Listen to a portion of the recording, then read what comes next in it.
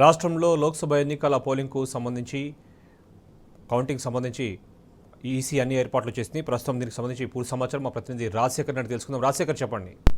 శోభన్, ఇవాళ పార్లమెంట్ ఎన్నికలు అలాగే కంటోన్మెంట్ ఉప ఎన్నికకు మరి కాసేపట్లో ఓటింగ్ ప్రారంభం కాబోతోంది. ఉదయం 7 గంటలకే పోలింగ్ కాబోతుంది. ముఖ్యంగా సికింద్రాబాద్ కంటోన్మెంట్ అసెంబ్లీ విషయానికి తీసుకుంటే ఇక్కడ 232 పోలింగ్ కేంద్రాల్లో ఉప ఎన్నిక ఏర్పాట్లు చేశారు. దాదాపు 2,53,706 మంది ఓటర్లు ఓటు హక్కును వేయనున్నారు. ఇది మల్కజ్గిరి లోక్సభ పరిధిలోకి వస్తుంది. ఇక్కడ గతంలో లాస్యానా అనిత ఎమ్మెల్యేగా ఉన్నారు. ఇప్పుడు ఉప ఎన్నిక నేపథ్యంలో ప్రత్యేకంగా ఏర్పాట్లు చేశారు. ముఖ్యంగా పెద్ద ఎత్తున కూడా గత నెల రోజుల పైగా కూడా ఇక్కడ ప్రచారాలు హోరాహోరీగా ప్రచారాలు కొనసాగిన పరిస్థితి ఉంది. ఈ నేపథ్యంలో ఇక్కడ మరోసారి పెద్ద ఎత్తున కూడా ఓటర్లు తమ ఓటు హక్కును వినియోగించుకునేందుకు సిద్ధమవుతున్న పరిస్థితి కనపడతా ఉంది. ఉదయం 7 గంటల నుంచి పోలింగ్ ప్రారంభం కానుంది. ముఖ్యంగా ఇవాళ వాతావరణం కూడా చల్లగా ఉంటుంది. కొంత హైదరాబాద్ నగర వ్యాప్తంగా కూడా చల్లగా వాతావరణం ఉండే అవకాశం ఉందని ఇప్పటికే వాతావరణ శాఖ చెప్పిన నేపథ్యంలో ఓటర్లు ఉత్సాహంగా ఓటు హక్కును వినియోగించుకుంటారని చెప్పేసి ఎన్నికల కమిషన్ భావిస్తుంది. అందుకు తగ్గట్టు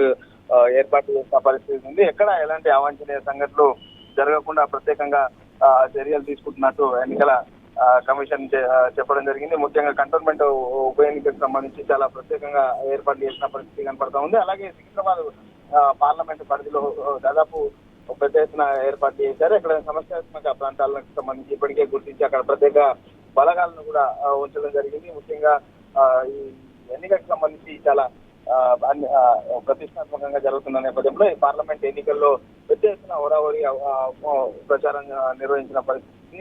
మొత్తంగా ఓవరాల్ గా రాష్ట్ర వ్యాప్తంగా చూసినప్పటికీ దాదాపు 3.3 కోట్ల మంది తమ ఓటు హక్కును వినియోగించుకోనున్నారు. రాష్ట్ర వ్యాప్తంగా దాదాపు 35,890 పోలింగ్ కేంద్రాలను కూడా ఏర్పాటు చేసిన పరిస్థితి ఉంది. మొత్తంగా అయితే ఏర్పాట్లు అయితే రాష్ట్ర వ్యాప్తంగా కూడా పూర్తి అయినాయి. ఇటు కంటోన్మెంట్ సికింద్రాబాద్ ఏరియాలో కూడా ఏర్పాట్లు పూర్తి అయినాయి. మరి కాసేపట్లో ఈ ఓటింగ్ ప్రారంభం కానుంది. శోభన్, రాజశేఖర్, ఇప్పటికే కొన్ని పోలింగ్ కేంద్రాల్లో మాక్ పోలింగ్ ప్రారంభమైంది. మరి ఈసారి మహిళా ఓటర్ల సంఖ్య అధికంగా ఉండే అవకాశం కూడా ఉన్నట్లు సమాచారం అందుతుంది.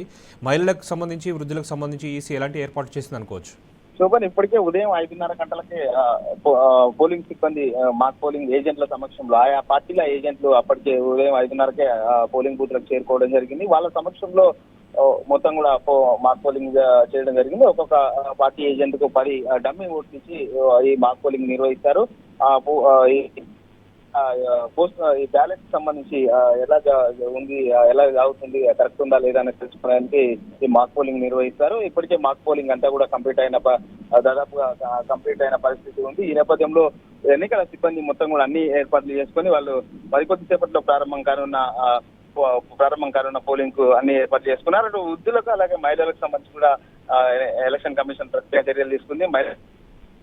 ప్రత్యేకంగా బూతులు కూడా కొన్ని చోట్ల ఏర్పాటు చేసిన పరిస్థితి ఉంది. వృద్ధులను ఓటర్కు వినియోగించుకునేందుకు 4-wheel చైర్లను కూడా పోలింగ్ కేంద్రాల్లో అందుబాటులో ఉంచడం జరిగింది. దాదాపుగా పోలింగ్ కేంద్రాల ఏర్పాటు కూడా మొత్తం కూడా ఎక్కువ శాతం పాఠశాలలో లేకపోతే కమ్యూనిటీ హాల్లో గ్రౌండ్ ఫ్లోర్ లోనే ఏర్పాటు చేశారు. ఒక్కొక్క పోలింగ్ బూత్ లో ఒక్కొక్క పోలింగ్ స్టేషన్ లో దాదాపు 4 నుంచి 5 బూత్లు కూడా కొంత ఎక్కువ ఉన్నాయి. ఒక్కొక్క బూత్ లో దాదాపు 1,500 ఓటర్లు తమ ఓటు హక్కును వినియోగించుకునే వెసులుబాటు కల్పించారు. ఈ నేపథ్యంలో ఒక్కొక్క బూత్ లో దాదాపు 5 మంది పోలింగ్ సిబ్బందిని కూడా ఏర్పాటు చేసిన పరిస్థితి ఉంది. మొత్తంగా అయితే ప్రత్యేకంగా ఏర్పాట్లు చేసిన పరిస్థితి ఉంది. ఎవరికి ఎలాంటి ఇబ్బంది లేకుండా వృద్ధులకు కొంతమంది సీనియర్ సిటిజన్స్ ఎవరైనా ఉంటే ఇప్పటికే వాళ్ళని పోస్టల్ బ్యాలెట్ ద్వారా కొంతమంది ఓటు హక్కు వినియోగించుకున్నారు. ఇంకా మిగతా ఎవరైతే పోస్టల్ బ్యాలెట్ ద్వారా ఓటు హక్కు వినియోగించుకోలేదో వాళ్ళందరూ కూడా ఇప్పుడు ఇవాళ ఓటు హక్కు వినియోగించుకునేందుకు ప్రత్యేకంగా చర్యలు తీసుకున్నట్లు ఈసీ చెప్పడం జరిగింది. మొత్తంగా హైదరాబాద్ నగరంలో పెద్ద ఎత్తున కూడా ఓటర్లు తమ ఓటు హక్కును